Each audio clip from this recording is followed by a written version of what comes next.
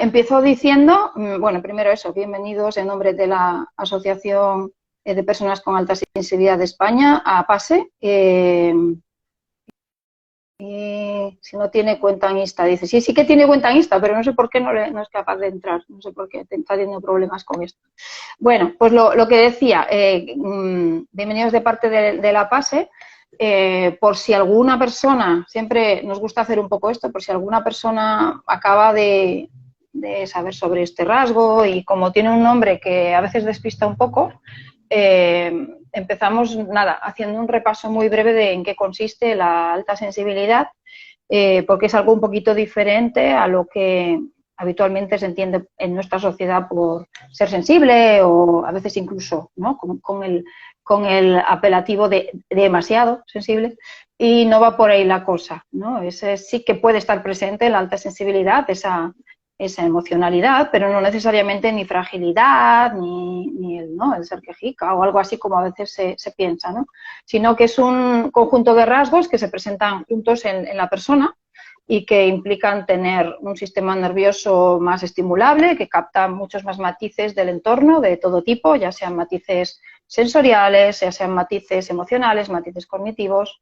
Entonces, es una persona que captaría un sistema nervioso que captaría mucho más, todos esos estímulos que se captan, esa gran cantidad de estímulos se captan con muchos matices, al llegar al cerebro se procesan de una manera más compleja, profunda, haciendo como más asociaciones con la información archivada, etcétera, que en la media de la población.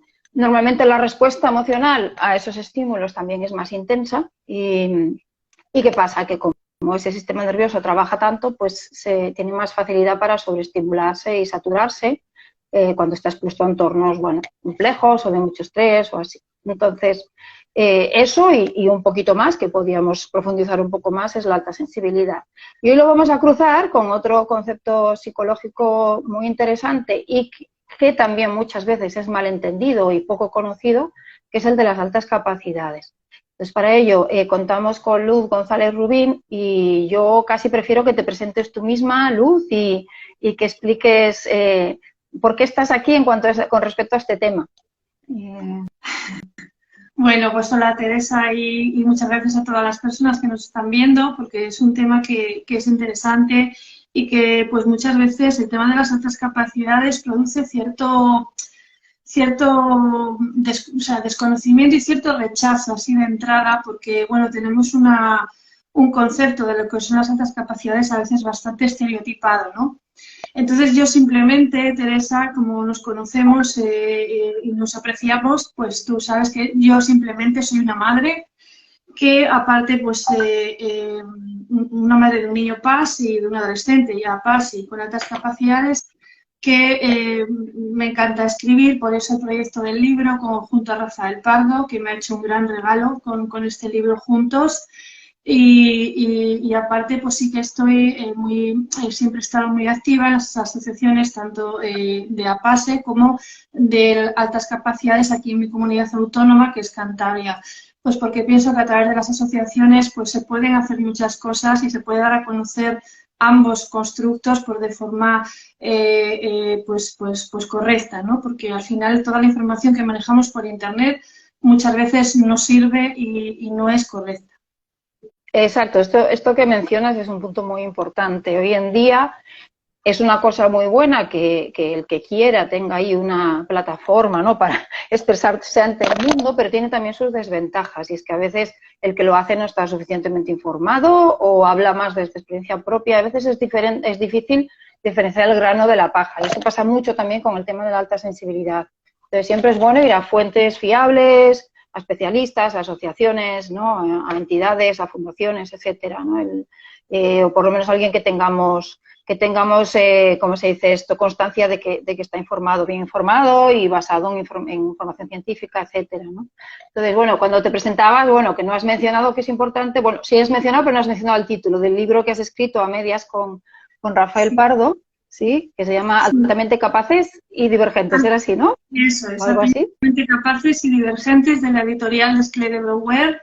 Y bueno, pues es un libro que reúne más que nada esa visión desde, aparte de muchos estudios bastante interesantes, reúne esa visión desde el mundo adulto, porque hay mucha bibliografía, digamos, para niños o para padres con niños con altas capacidades, como educarles y demás, pero no había esa visión desde adulto, desde la cotidianidad, desde el día a día, desde cómo hemos vivido en la escuela, en el colegio, cómo somos de creativos, en qué hemos desarrollado nuestros intereses, ¿no? Un poco desde esa visión adulta que muchas veces los adultos simplemente nos vemos reflejados solo cuando somos padres de niños con altas capacidades, y es cuando realmente nos interesa el tema, ¿no? Mucha gente, de hecho, en la asociación nos lo dice, que ha descubierto que su hijo pues tiene los mismos en virtudes y defectos, ¿no? que ellos en su edad, y que son conscientes ahora con sus hijos. Vale, pues si te parece, vamos a después, un poquito más tarde, a cruzar ambos conceptos psicológicos, constructos, se dice a nivel técnico, ¿no? El de la alta sensibilidad y las altas capacidades. Ya hemos hablado, ya hemos dicho de manera muy breve, muy resumida, en qué consiste la alta sensibilidad. Entonces, vamos a empezar por ahí, de qué estamos hablando, porque además, como decía antes, ¿no? Ha cambiado, ha ido evolucionando a lo largo de los años el concepto, cómo se definen las altas capacidades. Hay el otro término, ¿no? Que sería el de la superdotación. Hay mucha confusión en lo que es esto, la gente a veces no lo tiene claro. Entonces, vamos a empezar por ahí. ¿Qué son las altas capacidades? Que además ya alguno de los oyentes nos ha preguntado ahora mismo, pero a eso íbamos. Vamos a definir de qué hablamos y después ya estableceremos las conexiones que puede haber o las no conexiones con la alta sensibilidad, ¿no? Sí, bueno, las altas capacidades, la definición exacta realmente no existe, porque no hay un consenso a nivel nacional siquiera. Es decir, hay que empezar diciendo que las altas capacidades son un constructo psicoeducativo y la alta sensibilidad es un constructo de la personalidad. Luego estamos hablando desde puntos de vista distintos y de cosas distintas, en principio. Entonces, las altas capacidades, al ser un constructo psicoeducativo, ahí entra y tiene mucho que ver las leyes educativas de cada comunidad autónoma. Entonces, cada comunidad autónoma tiene una definición o un rango para medir las altas capacidades a través de una evaluación psicopedagógica que se puede hacer a través de los colegios o a través de los centros privados que se dediquen a evaluar las altas capacidades. Por supuesto, igual se entiende mejor que las altas capacidades por lo que no son un diagnóstico. Eso para empezar, igual que el término de alta sensibilidad. ¿Por qué? Porque no son ningún trastorno, ni en principio son ningún problema, aunque vaya asociado siempre socialmente, ¿no?, la palabra problema a las altas capacidades. Entonces, como cada comunidad autónoma tiene un rango para medir las altas capacidades, sí que hay un mínimo o unas características que se tienen en cuenta a la hora de valorar las altas capacidades, cada vez mayor, por suerte, ¿no? Porque hasta ahora solo se tenía en cuenta el CI, o sea, el coeficiente intelectual. Y eso ha quedado totalmente obsoleto también. Tener solamente en cuenta el coeficiente intelectual para valorar unas altas capacidades no es lo más correcto, sino que entran en juego muchas otras variantes de la personalidad de la persona, ¿no?, del niño. Entonces, sí que hay una orientación sobre que a partir de 120, 130 ya están clarísimas las altas capacidades, si reúnen... De coeficiente intelectual, ¿no? Para sí, aclaremos, digo, sí, ¿no? Eso es, sí. Sí que hay esa orientación, pero por desgracia todavía hay personas que siguen pensando que las altas capacidades es lo mismo que ser superdotado, palabra que ya está en desuso además, y que para tener altas capacidades hay que tener un coeficiente intelectual de 130 o mayor. Eso es lo que ya está en desuso y por cómo no se tienen que medir las altas capacidades.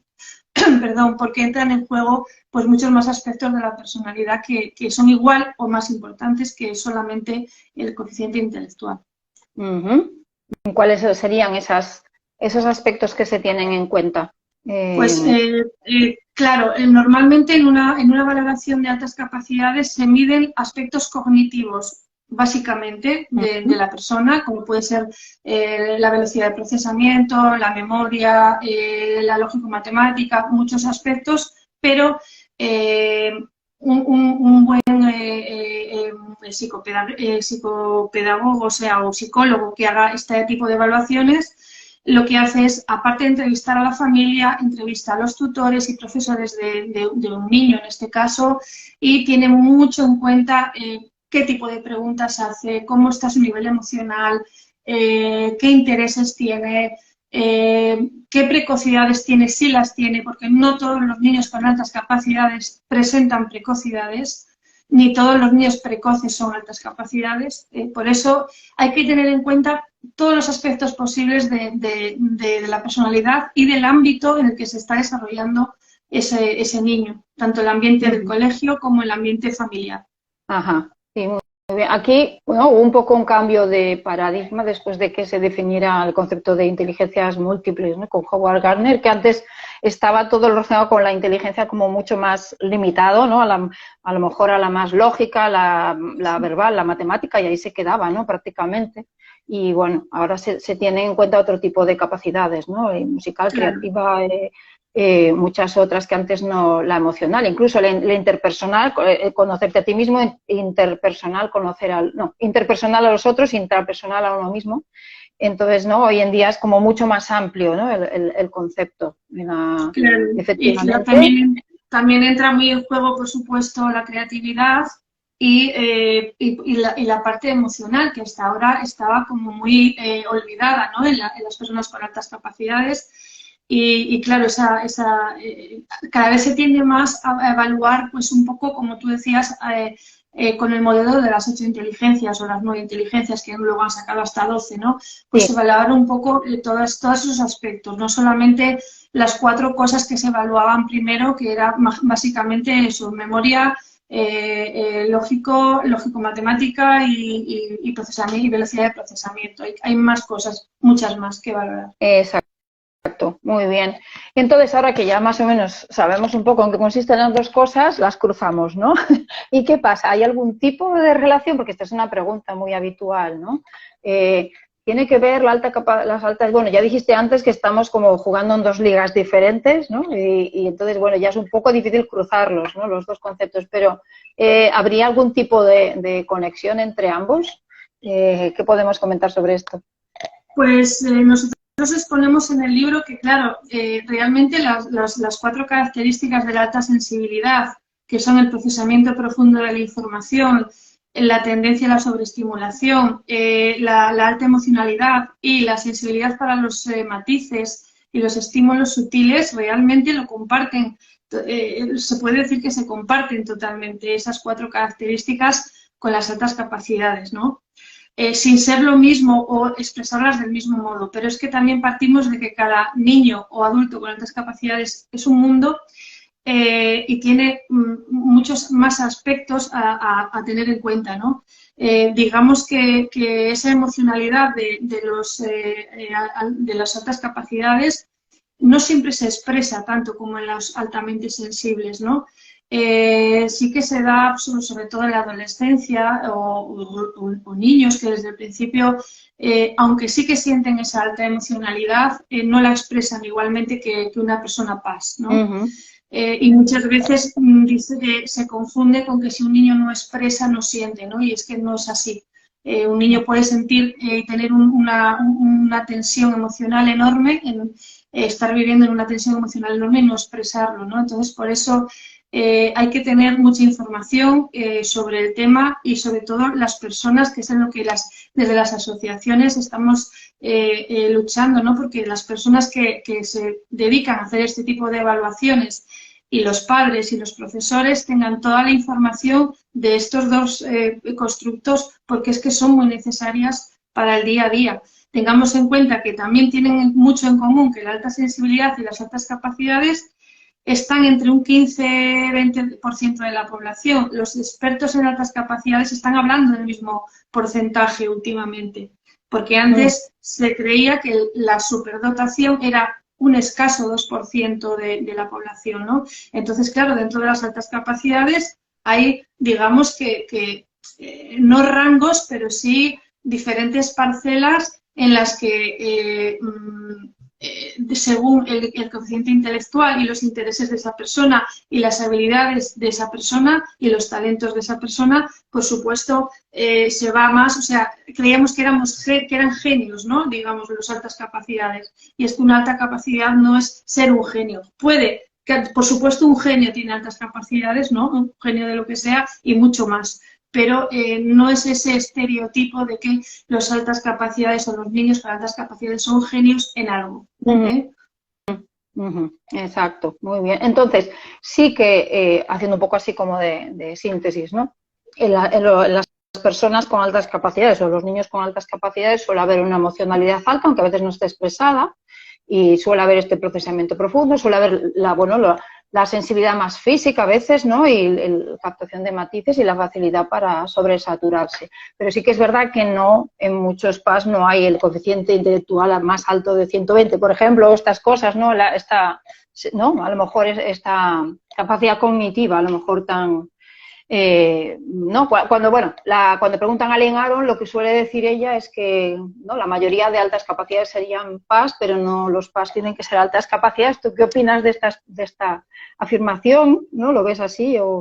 Bueno, hay un estudio... hablando perdona que te interrumpa, Luz, que cuando hablas de los porcentajes es cierto, sí que es verdad que ahora ya, por ejemplo, Michael Plus habla de un 30% de PAS, ha subido un poco el baremo, ¿no? Pero bueno, sí que es significativo que sean similares, ¿no? Sí, perdona, sigue, perdón. Sí, nada, que hay un estudio aquí en España, en Asturias, que es uno de los pocos que hay, se hizo con niños. Realmente ellos se dedican a evaluar las altas capacidades, son especialistas en eso y conocen muy bien el trabajo de Lynn Aron y de Michael Plus y tienen muy en cuenta la alta sensibilidad a la hora de evaluar a niños con altas capacidades, cosa que hasta ahora no se hacía mucho ni tampoco se tenía muy en cuenta la inteligencia interpersonal y la emocional, como tú comentabas antes, ¿no? Y no dejan de ser habilidades para la vida, igual lo más importante es que la lógico-matemática, ¿no? Entonces, pues bueno, totalmente. Claro, lo de que todos los PAS no tengan altas capacidades, pues, por supuesto no se puede decir que es así.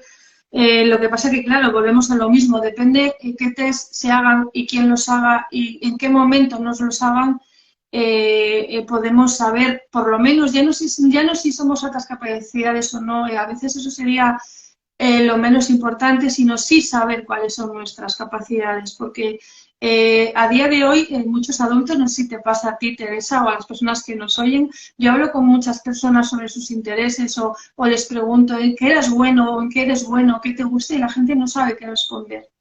Y entonces, pues, eso a mí me parece una pena. Realmente me parece que nos hemos perdido algo, ¿no? Que el sistema educativo nos ha dejado ahí muchas parcelas sin regar, ¿no? Pero bueno, el caso es que... Sí. Solo iba a decir que en el caso de esto pasa mucho en el caso de los adolescentes, por eso es tan importante, ¿no?, en centros de educación secundaria trabajar la inteligencia emocional, porque a veces, yo qué sé, defínete a ti mismo o a ti mismo, no sé. ¿No? Hay esta falta a veces de reflexión, ¿no?, hacia adentro, quitando algunas excepciones, y por eso viene muy bien, ¿no? Esto, a veces hay falta de conocimiento, de autoconocimiento, ¿no? Y en adultos incluso, sí, totalmente. Entonces, si no te conoces, no conoces tus capacidades, ¿no? No te las han a veces no te han ayudado a descubrirlas, ¿no? Y parece que uno a lo mejor siempre es más consciente de sus fallas o de sus insuficiencias o lo que sea, y no tanto de para qué es bueno, ¿no? Sobre todo si no te han ayudado a encontrarlo de pequeño, ¿no? No te lo han fomentado, ¿no? Alguien nos ha fijado, ¿no?, que ahí disfrutas y que se te da bien y te lo ha estimulado, te lo ha hecho notar, ¿no? Un poco. Totalmente, sí. Sí, perdona, claro, ¿no te quieras decir algo más?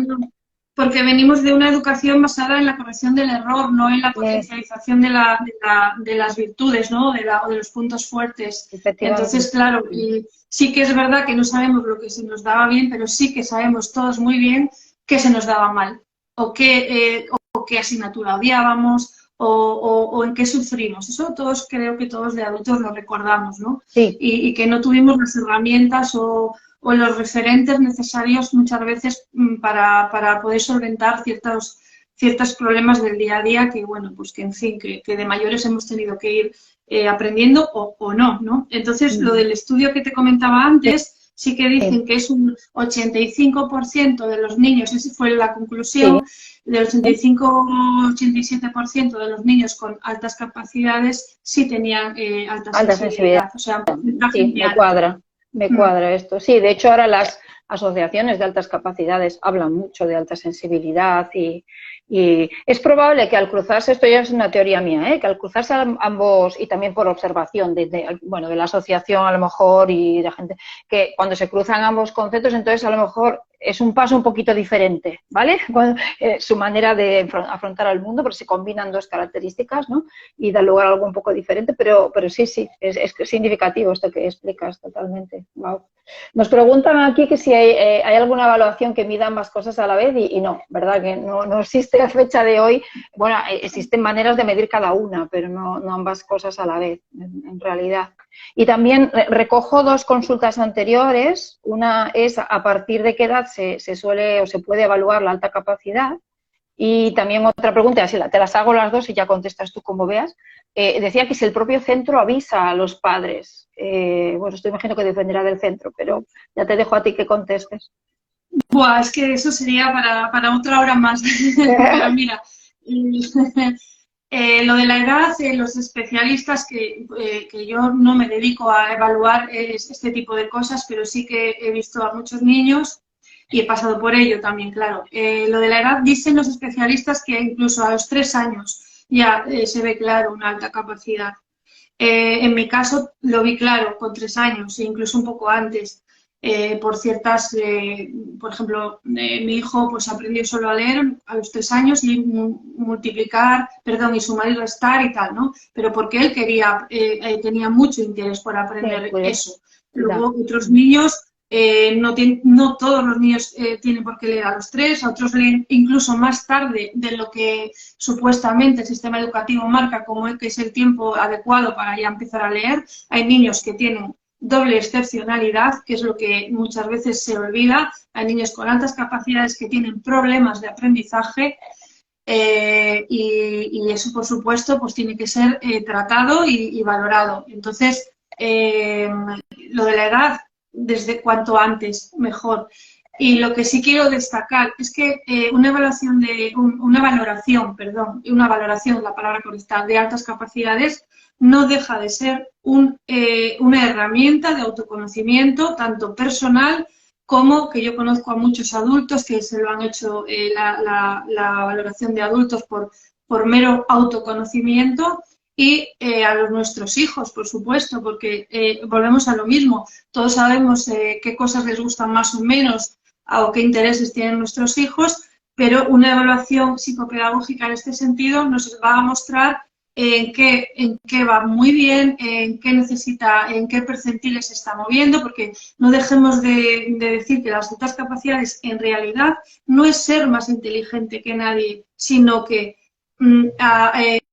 comparándote con tu grupo de iguales tienes unas habilidades cognitivas o, digámoslo, una capacidad de aprendizaje mayor, que es lo que te corresponde para tu edad, un desarrollo evolutivo mayor en ciertos aspectos, un poco mayor, mucho más mayor o menos. Ahí está el rango de características y en qué, no en todo, por supuesto, no en todas las cosas. Un niño con altas capacidades no tiene que ser buenísimo en todo, ni hacer todo bien, ni sacar todo 10. Ese es otro estereotipo que sí que tienen muchos los profesores, ¿no? Si tienes altas capacidades, ¿por qué suspendes matemáticas o por qué suspendes historia, ¿no? Pues es que no tiene nada que ver realmente, no tiene nada que ver porque son alumnos muy pasionales a la hora de aprender, que se mueven muy por motivaciones personales y que además les afecta muchísimo a nivel emocional la conexión que tengan con su profesor o con su referente.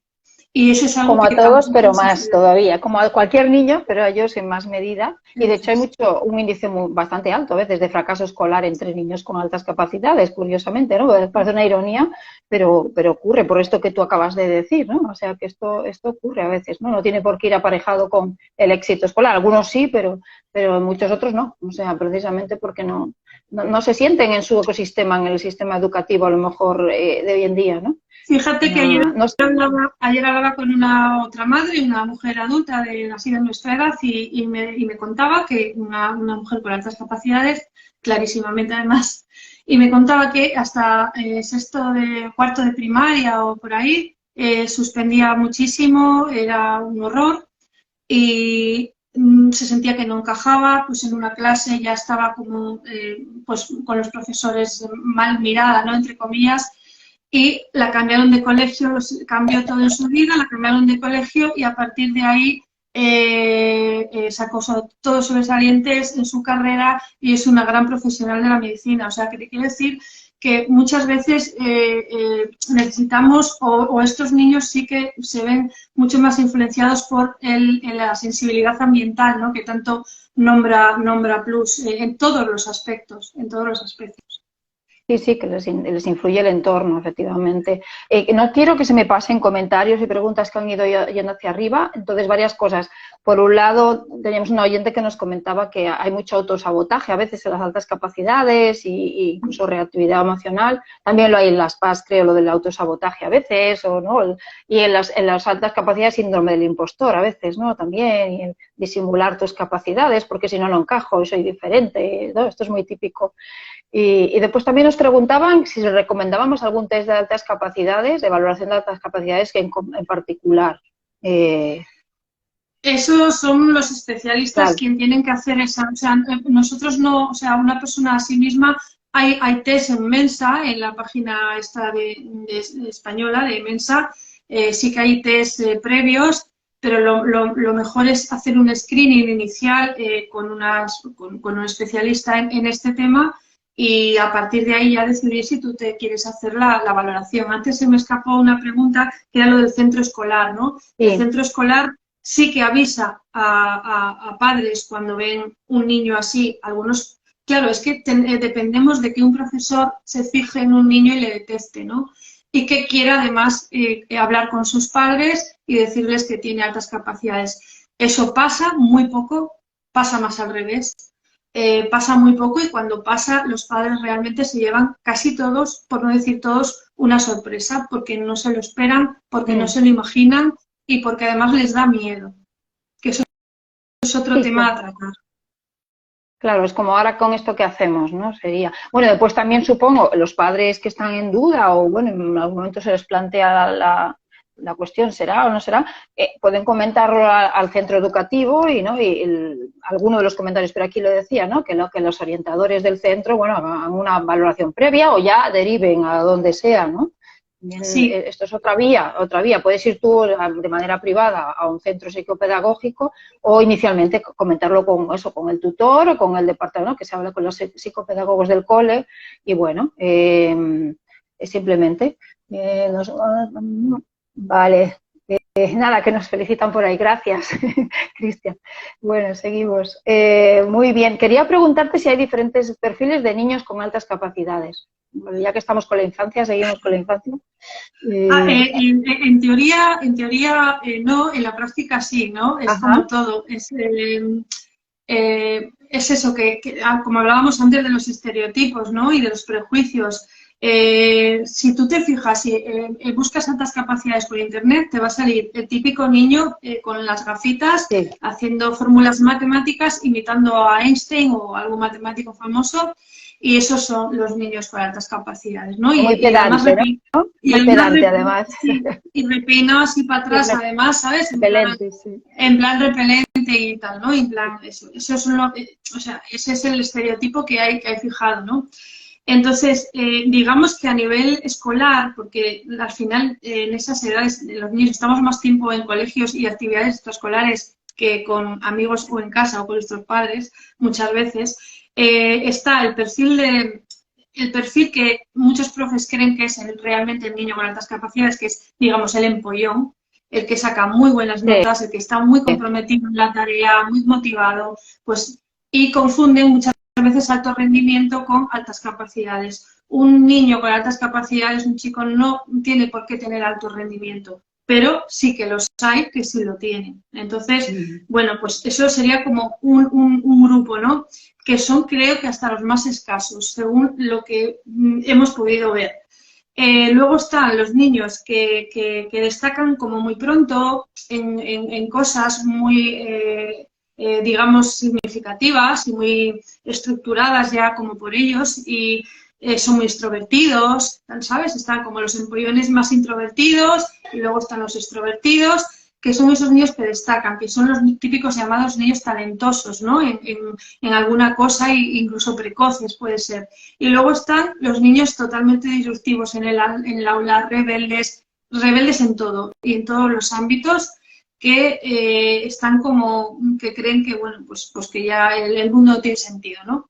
Entonces, es un poco, esas tres perfiles pueden ser totalmente niños con altas capacidades y no parecerse en nada entre ellos. Uh-huh.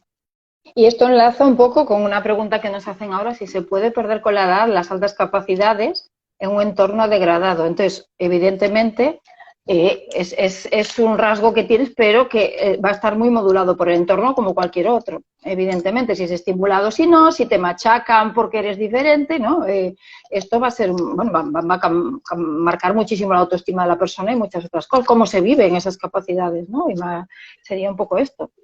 Sí, Javier Turón, que es uno de los máximos referentes ahora mismo en España, hay una frase que dice muchísimo en sus conferencias, que es el talento que no se desarrolla, que no se atiende, se pierde, ¿no? Entonces, claro, si un talento no se motiva, no se trabaja, pues no se va a desarrollar o no se va a canalizar en algo socialmente útil, ¿no? Pero sí que creo, por los adultos que conozco, como con todo el respeto y modestia del mundo, no quiero que, porque esa frase da un poco de miedo, ¿sabes? Da un poco de miedo, sobre todo a los padres, decir, si es que si no atienden a mi hijo en esto y en esto y en esto, y si no hago esto y esto y esto, mi hijo va a perderse oportunidades, va.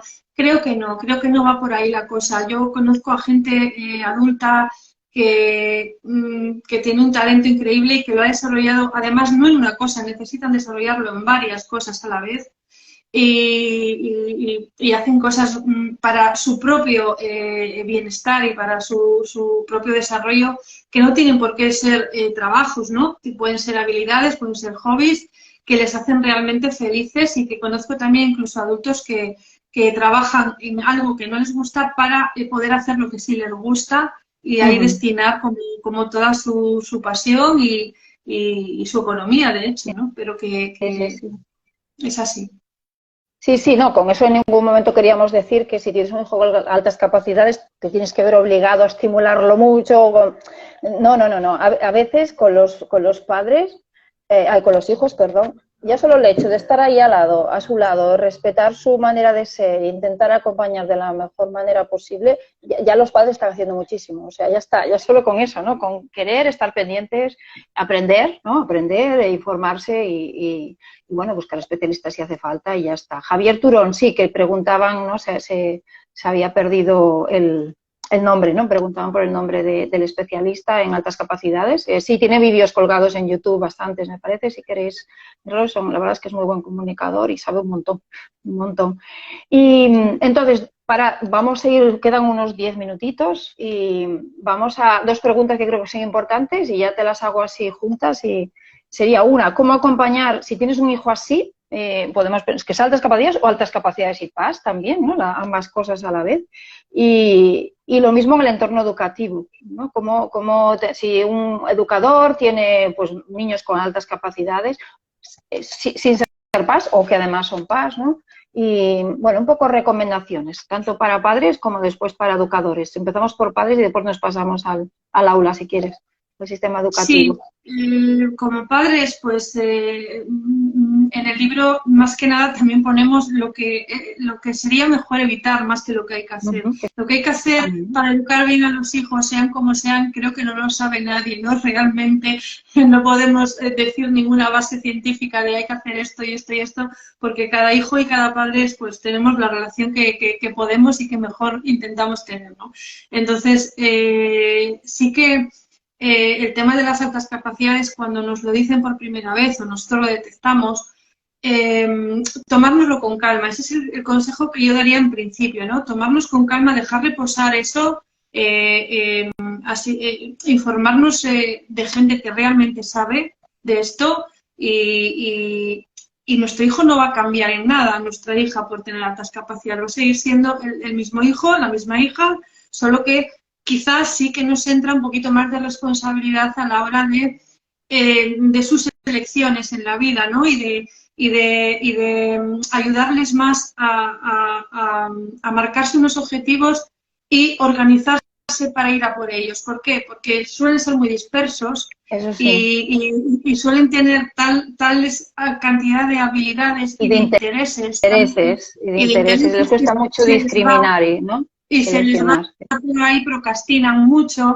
Entonces sí como padres vamos, es lo único que me atrevería a decir, porque cada uno estoy segura de que hará todo lo mejor que pueda, ¿no?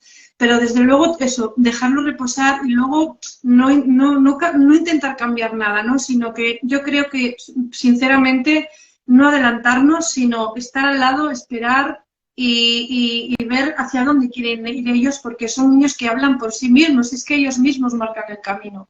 Lo que pasa es que hay que saber escuchar, hay que saber dirigir sus intereses y hay que saber apoyar esos momentos de intensidad emocional como podamos, con las herramientas que tengamos, pero sin tacharles de nada que no sean, ¿eh? Porque muchas veces esa sobreestimulación emocional lleva a pensar que no se saben controlar, que tienen un problema de control de ira o mil cosas. Si le tienen, que se trate, pero que no se confundan luego diagnósticos con ese tipo de cosas, ¿no?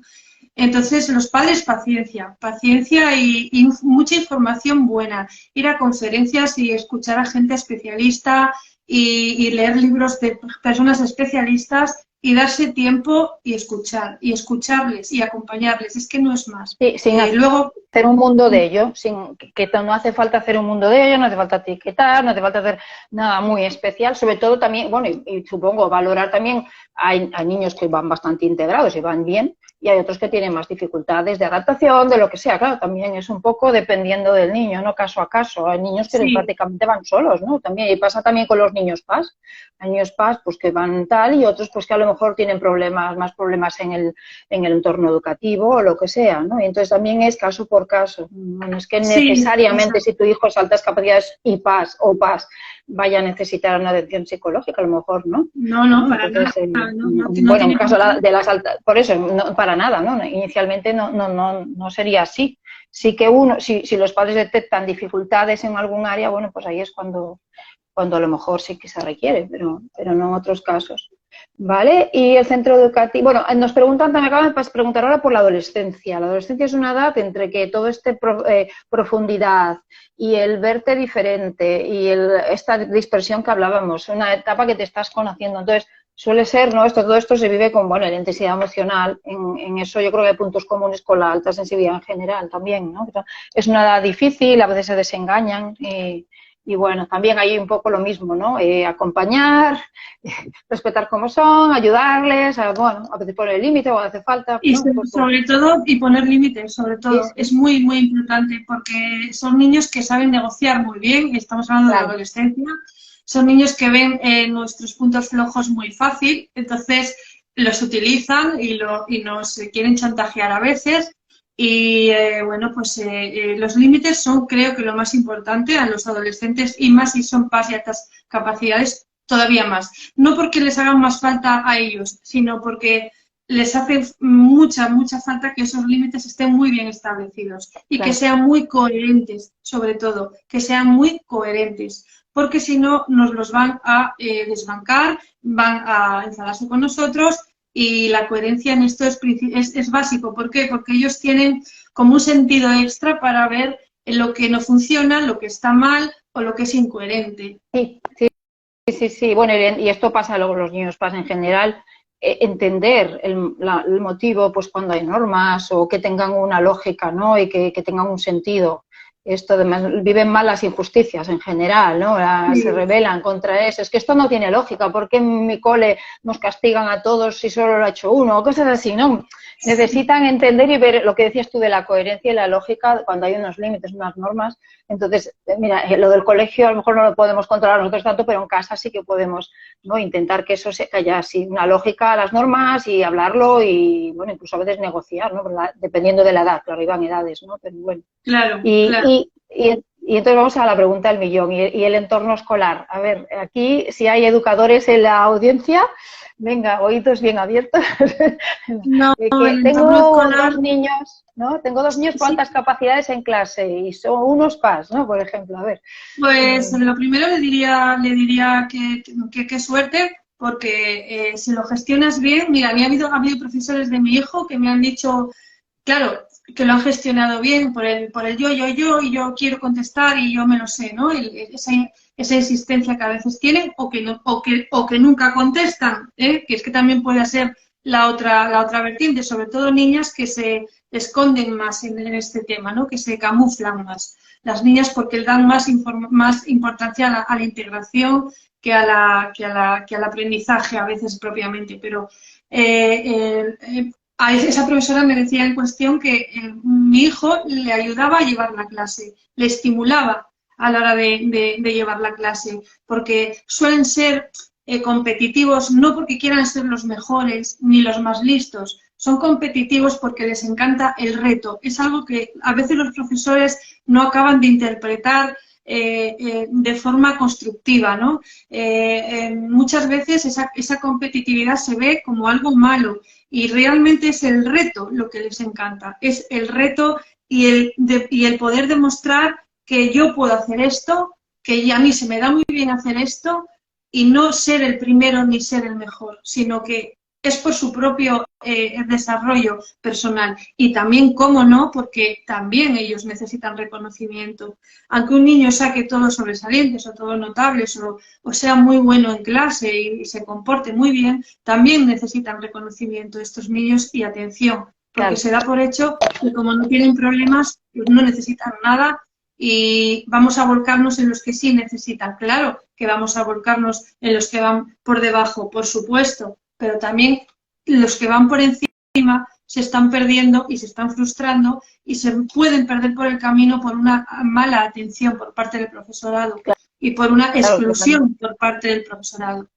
Desmotivación, sí, sí, totalmente, ¿no? Que tú estás luciéndote ahí y a lo mejor es invisible a los ojos del profesor o no hay un reconocimiento, pues te desmotivas. Es normal. Normalmente, ¿no? En el sistema, en el aprendizaje, la desmotivación suele venir o por una materia, un aprendizaje excesivamente difícil ¿no? Excesivamente desafiante, o lo contrario, muy poco estimulante, ¿no? Dependiendo. Entonces, sí, totalmente ajustarlo, ¿no? Sería un poco eso. Pero volvemos a lo mismo, que un profesor o un padre tiene que tener la sensibilidad suficiente para ver ese tipo de cosas y cómo poder enfocarle a un hijo o a un alumno una materia o una actividad para que sea un poco más motivante o para que realmente vea que ahí hay un aprendizaje o que hay una obligación o una norma, porque es que realmente las normas y las obligaciones los adultos las tenemos y aunque no estemos motivadas tenemos que seguir haciéndolas. Claro. No, y eso, y lo que es muy importante es que creo que se está intentando hacer más con las altas capacidades a día de hoy que con la alta sensibilidad, ¿no? Que en los centros no solo estén formados los orientadores, sino también los tutores, el profesorado, ¿no? Para que sepan identificar, ¿no? A los niños que puedan tener con altas capacidades, los niños PAS, ya sean con altas capacidades o sin ellas, ¿no? Que los sepan identificar en su clase, entender determinados comportamientos, maneras de aprender que pueden ser un poco diferentes, ¿no? Saber estimular, como decíamos antes, pero claro, para eso primero tienes que saber identificar, si no se te escapan, ¿no? O sea, se te pasan por alto, se te pasan por alto directamente. Yo creo, Teresa, que podemos cerrar el día hoy diciendo que la alta sensibilidad ya es por sí misma una alta capacidad. Sí, bueno, hemos leído, ¿no? O se ha leído por ahí, o se ha dicho en algún artículo que las personas con alta sensibilidad son superdotados en lo emocional o algo así, o no sé si en eso, pero bueno, sí que hay ciertas capacidades, ¿no?, que hay que tener en cuenta, y no, efectivamente, sobre todo cuando la alta sensibilidad se vive de una manera integrada y uno está bien y gestiona bien su rasgo, ¿no? Entonces, por eso ahí es tan importante la gestión de este rasgo, porque se puede vivir como una ventaja, ¿no?, como una capacidad, como tú has dicho, o al contrario, si cuesta mucho y no se está gestionando bien, puede vivirse como una carga en algunos casos. Por eso es tan importante, ¿no? Y de ahí, bueno, la utilidad que tienen este tipo de asociaciones, ¿no?, que intentan ayudar a esto, a darlo a conocer, ¿no?, este rasgo de la personalidad, y a enseñar, bueno, pues herramientas un poco para vivirlo al máximo y vivirlo bien, ¿no?, de una manera constructiva, básicamente, ¿no?, que juega a tu favor. Y eso. Muy bien, bueno, pues yo creo que ha sido rápido, porque además hemos tenido estas interrupciones técnicas al principio, pero bueno, al menos lo esencial lo hemos cubierto, y espero que la mayoría, bueno, pues que les haya quedado claro los dos conceptos, las diferencias, los puntos en común, y sobre todo eso, qué hacer con ello y cómo ayudar cuando se trata ya de niños, ¿no? Cómo poder ayudarlos de la mejor manera posible. O sea que nada, esperamos que os haya sido de utilidad. Por cierto, olvidaste decir, Luz, y olvidé decir yo, que Luz también es administradora del grupo PAS de Cantabria, desde hace muchos años también, además de saber un montón sobre altas capacidades. Entonces, nada, saludamos a todos y nos vemos en el próximo directo, que será aproximadamente dentro de un mes. ¿Vale? Pregunta si se quedará grabado. Sí, si no hay ningún imprevisto, lo colgaremos mañana o pasado, ¿vale? Lo tendréis ahí para volver a verlo, o los que acabáis de llegar, lo podréis ver en diferido. Muy bien, pues un muy buen fin de semana a todos y a todas, y los que tenéis vacaciones entrando, que sean eso, que podáis tener oportunidad de desconectar, ¿vale? Y Luz, a ti, muchísimas gracias por estar y por haber venido, que siempre es una delicia hablar contigo. O sea, a ti y a todas las personas que nos han acompañado, y una pena que Rafael Pardo no haya podido estar, pero para la siguiente la conexión no falla. Por supuesto, si Rafael, si nos estás escuchando, en la próxima contamos contigo para otra ocasión, fijo. Eso es, o sí o sí. Contamos contigo, fijo. Exactamente. Muy bien, pues un saludo a todos. Hasta luego, chao, chao. Adiós. Adiós.